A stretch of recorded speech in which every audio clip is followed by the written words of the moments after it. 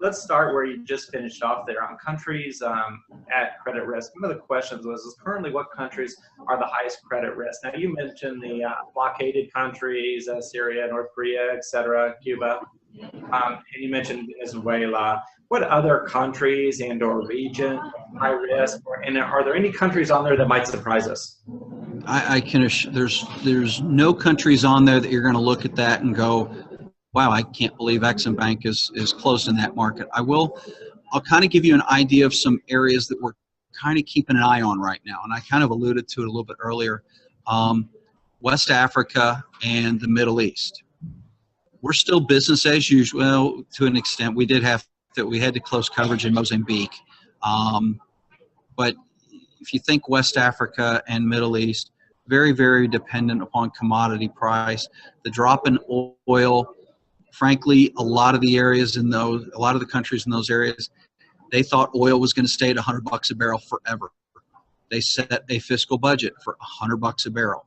They assumed it was always going to be there. And when it dropped to 20 and 30 bucks, and now it's hovering around 50, you've got a lot of those economies that are in a cash crunch.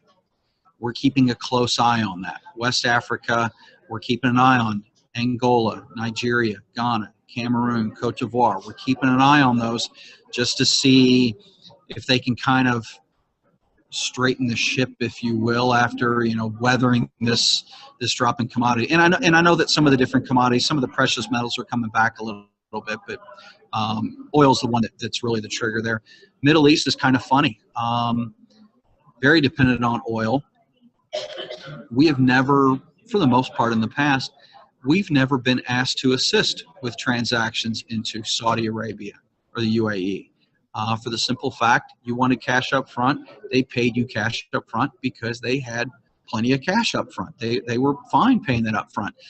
With this drop in oil and the fact that oil's kind of hovering around 50, they're keeping their arms around their cash a little bit more. They're not spending it as much as they were. So I've been asked to help arrange financing in Saudi Arabia. I've been providing insurance to buyers in UAE that we haven't done in the past. I think those markets are going to be just fine. I'm not going to lose any sleep over whether or not I think the Middle East is going to have issues. Africa, we are keeping a close eye on those guys. Russia, Ukraine, that's an interesting. If you go to my CLS, you will notice that we do not have X's on Russia and Ukraine. But if you look at our note, we have a note 12 on there, which says that we are an administrative hold. That's government speak to where we've basically put on the brakes. We haven't eliminated our current obligations. If you have a policy in place in Russia before the spring of 2014, before the trade sanctions went in place, you're fine with that. We haven't pulled and taken on any new risks. Just for the simple fact that there is trade sanctions currently in place with Russia. We got to keep an eye on that. And frankly, Ukraine they're having some issues. Russia, Ukraine, unfortunately, has kind of been going in the opposite direction. So that's some of the countries we're kind of keeping an eye on. Okay, fantastic.